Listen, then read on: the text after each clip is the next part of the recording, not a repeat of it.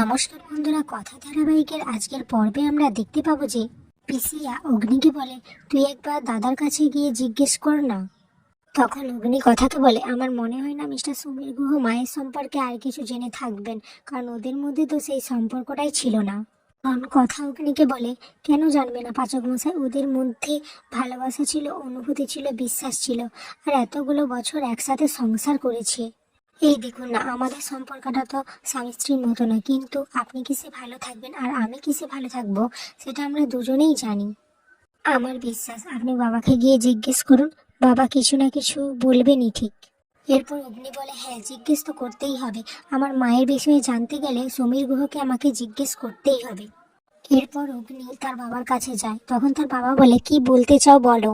অগ্নি তার মায়ের সম্পর্কে জানতে চাইলে তার বাবা বলে, আমি তোমার মায়ের শেষ স্মৃতিটা দিয়ে দিয়েছি তোমায়, এখন আর আমি ওই বিষয়ে কিছু বলতে চাই না। এরপর অগ্নি বলে, আপনি আমার মায়ের স্মৃতি এতগুলো বছর নিজের কাছে রেখে দিয়েছিলেন, কিন্তু আমায় কিছু বলেননি কেন?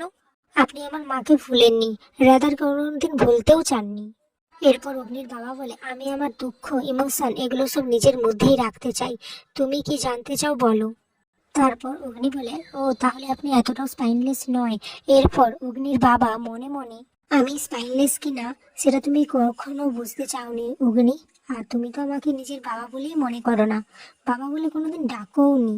এরপর সমীর গুহ বলে, তাহলে তুমি মানছো তো আমি স্পাইনলেস নই? এরপর অগ্নি বলে, জানি না, এটা তো যেদিনই প্রমাণিত হবে, যেদিন আমার মায়ের স্মৃতি ফিরে আসবে। পরীক্ষা তো তখন হবে যখন আমার মায়ের সামনে এইচ ওয়েভ থাকবে, তখন আপনি কার পাশে নেন সেটাও আমি দেখব। কি থাকবেন তো আমার মায়ের পাশে? তখন অগ্নির বাবা চুপ করে থাকে।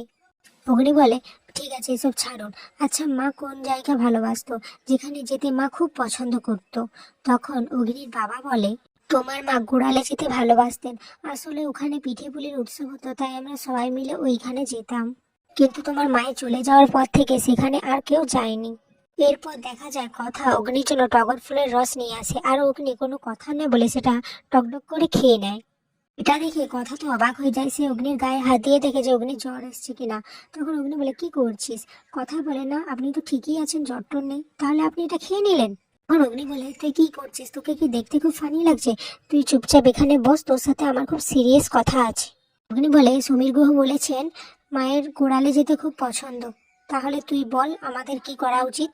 তখন দেখা যায় কথা অগ্নিকে টানতে টানতে বলে, পাচক মশাই আপনি এদিকে আসুন, আপনি জানেন তো এরকম সময় আমি কি করি। এরপর কথা অগ্নিকে জোর করে ঠাকুর ঘরে নিয়ে যায় এবং সেখানে গিয়ে বলে, দেখুন এখানে দু রকম ফুল আছে, লাল ফুল আর হলুদ ফুল। এই লাল ফুল আর হলুদ ফুলগুলো আমি এক এক করে এই পাত্রে রাখবো, আর শেষে যদি লাল ফুল থাকে তাহলে ভাববো যে আমরা গোড়ালে যাচ্ছি, আর যদি হলুদ ফুল থাকে তাহলে ভাববো যাচ্ছি না।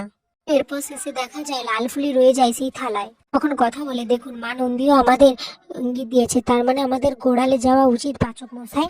আর তখনই চিত্রা এইসব কথা শুনে নেয়, আর তখন ভাবতে থাকে যে ওরা গোড়ালের কথা কেন বলছে।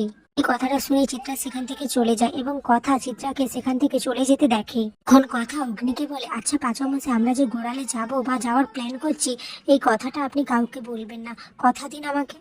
এবং অগ্নি কথাকে কথা দেয়। এর পরের দৃশ্যে দেখা যায় যে সঞ্চিতা সেই যে স্মৃতি ফেরানোর ওষুধগুলো গায়েব হয়ে গেছে সেগুলো অগ্নিকে জানায়। তখন অগ্নি কথাকে বলে, তুই আবার গোয়েন্দাগিরি করছিস, আবার সন্দেহ করছিস, শোন তুই এইসব কিছু ভাববি না, আর হতেও তো পারে মা কোথাও রেখে দিয়েছিস যেটা মায়ের হয়তো মনে নেই। এরপর কথা বলে, না পাচক মশাই এটা আমার বিশ্বাস। তখন অগ্নি বলে, তুই শুনবি না তো?